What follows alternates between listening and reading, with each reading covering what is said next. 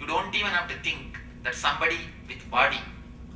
You can relate with the masters who don't have body, who have left their body, or directly to the existence. Straight away to the existence, to a tree, to the flower, to a rock, to a river, to a mountain, to the sky. You can relate with all these things. They are also masters. They are also masters. The whole existence is a master. The life is again and again teaching you so many things through so many ways. Only we are such dumb fellows. We close our eyes and our ears and our mouth and our nose, and we don't allow that intelligence to penetrate our being. Just open up to the master or the existence and experience the ultimate bliss. I pray to the ultimate energy to help us all to open up and experience the ultimate bliss, the eternal bliss. Let you be one with eternal bliss. Let you be Nityananda. Thank you. Swamiji, if I bring a stick tomorrow night, will you give me a crack? You don't have to bring a stick, you just bring your being. I don't even need a stick. I'll give it a crack. Just bring your being, that's enough. Yes. Actually, what you're talking about is basically, it's a roadmap.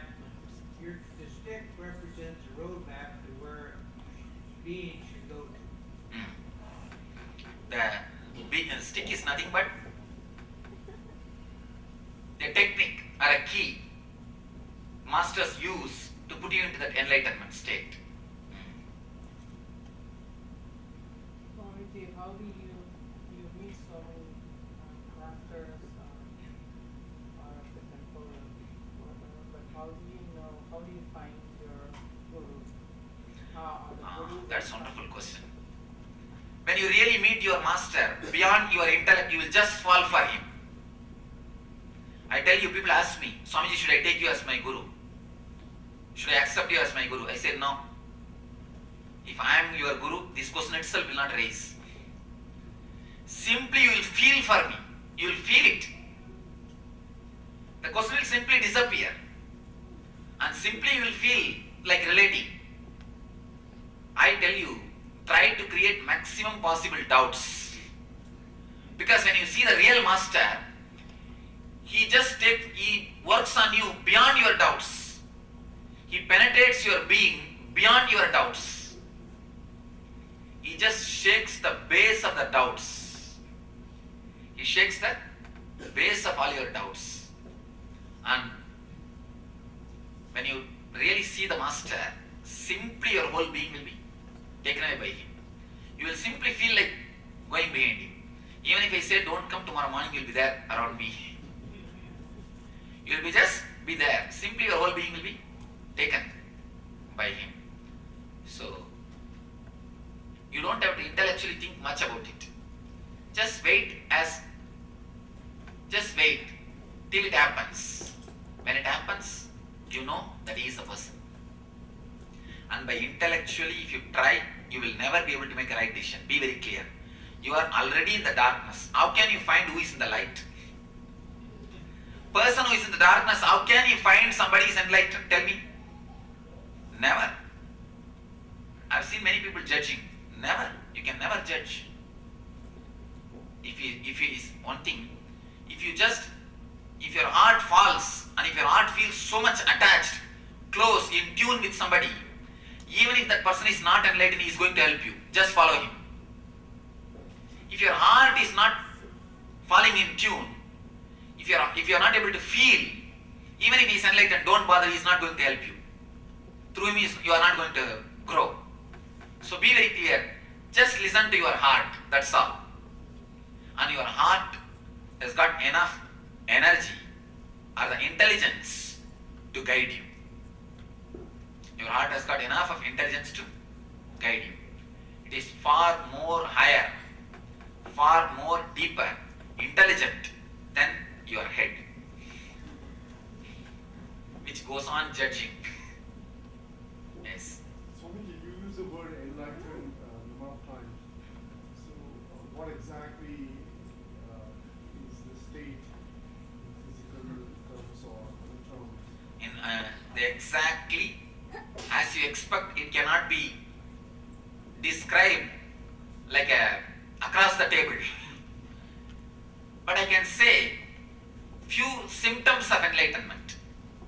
The enlightenment itself as it is can't be explained or expressed, but few byproduct or side effects, after effects which happens in you by enlightenment.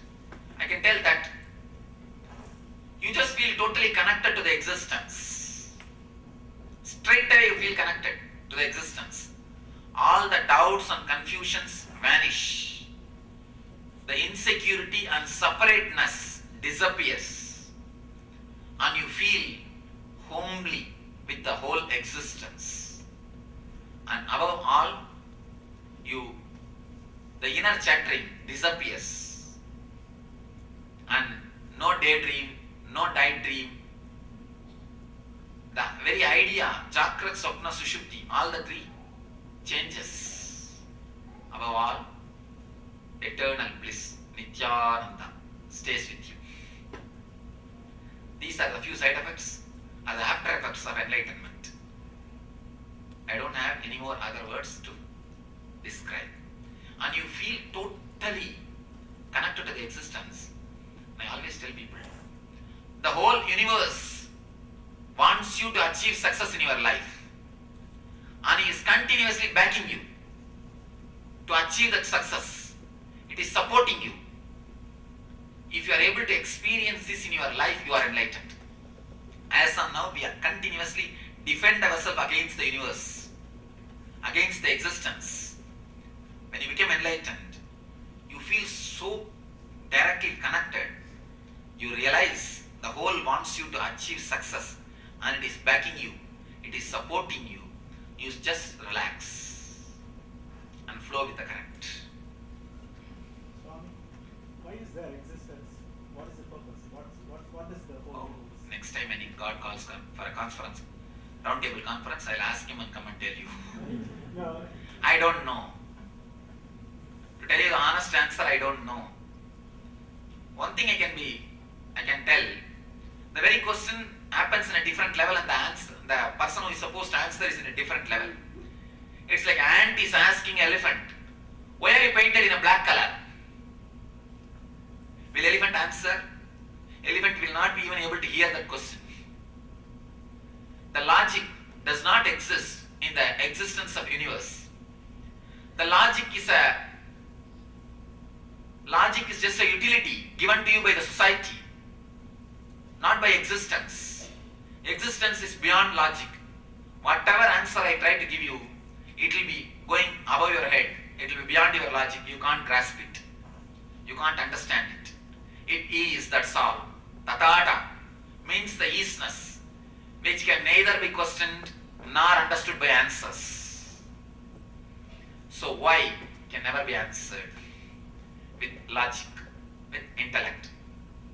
I have no answer. Sorry to tell you, I don't know. Person had a master, and he felt maybe he was open to the master, or he opened, but then he felt along the way he kind of disagreed, or maybe he felt he was doubting the master, but then again. Means that he never opened. Even in the beginning, he never opened. When you really open, the doubt and the faith both disappears. Something different happens, what I call trust. The doubt and the faith both disappears. Something else happens to you, what I call trust. Trust is beyond the doubt and faith. As long as it is playing the game of doubt and faith, please be very clear, you are not opened. The real opening has never happened. Even though you were feeling love, a lot of love. The love, you see, love you can feel whenever you see some good beings. I have seen many people loving me. To love a master is very easy. You see, they are so beautiful beings, such wonderful beings. I have seen people who are not my disciples, but they always say, oh, he's very good being. I don't know about his enlightenment, all those things. I don't agree with him totally, but I love him. He's a very good being. This is very easy. This is very easy. And I tell you, anybody who is enlightened, simply you will feel a love for him. Because he's such an honest being, such an open being, such a graceful being. You have to love him. That is not opening up. When I say opening up, I mean something far more deeper than that. A love can be easily created. It can never be. That cannot be a real master-disciple relationship.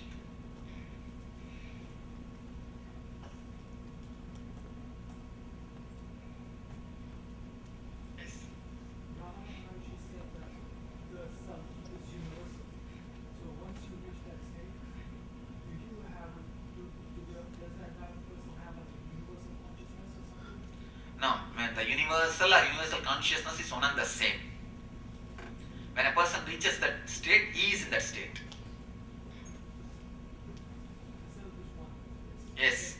Even the word one cannot be used, because as long as there is two, only the word one can be used. Even the word one doesn't have a meaning. It is, that's all. Swami, can we answer this question intellectually or is something bhakti related to? What? I'm a scientist by training, so What is the question? The question is, can we follow this path through intellectual thinking? Yes, or surely. can we do it Yes, through- actually, see, I tell you, the person who follows the path intellectually will never be cheated. Surely will reach at one time. See, that's what I am telling you now. Carry the doubt. That is the torch towards enlightenment.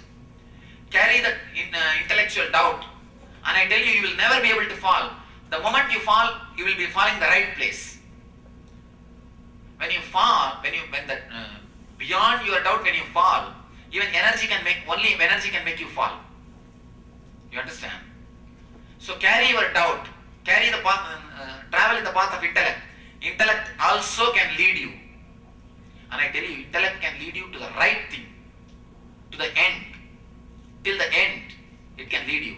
Intellect is possible. Through intellect is possible. Actually, when you travel through intellect, at some point, the intellect feels no enough, I am not able to, and just drops. When it drops, you will see that the divine will be standing there to hold you and bless you. Then you will feel the real emotion. And I tell you, till you go to the extreme of doubt and intellect, you can never have love or devotion. Till you go to that extreme, whatever love or devotion you have is a mixture of doubt and faith. You have to go to that extreme. When you really fall from that extreme, only then you fall to the deeper, to the depths of devotion. Yes. Swamiji, I want to say one thing. When cultural values are deteriorating and ethical values are also deteriorating, how can we actually follow this path of righteousness? One thing, if you feel that nobody is following this path, only then we should follow. We have to contribute something to the society. If you feel others are not following the moral values, ethical values, cultural values, it is our duty now to follow it and to practice it. Only then there is a critical need. If everybody is following, you can relax. All right, everybody is following. I can relax, nothing wrong. I can take a small nap. Now nobody is following. This is a time you can't go for rest. We can't afford to rest. We have to be in full alertness, full awareness. Continue to follow. We have to follow because others are not following. We can't say, how can we follow when others are not following? No. We have to follow because others are not following.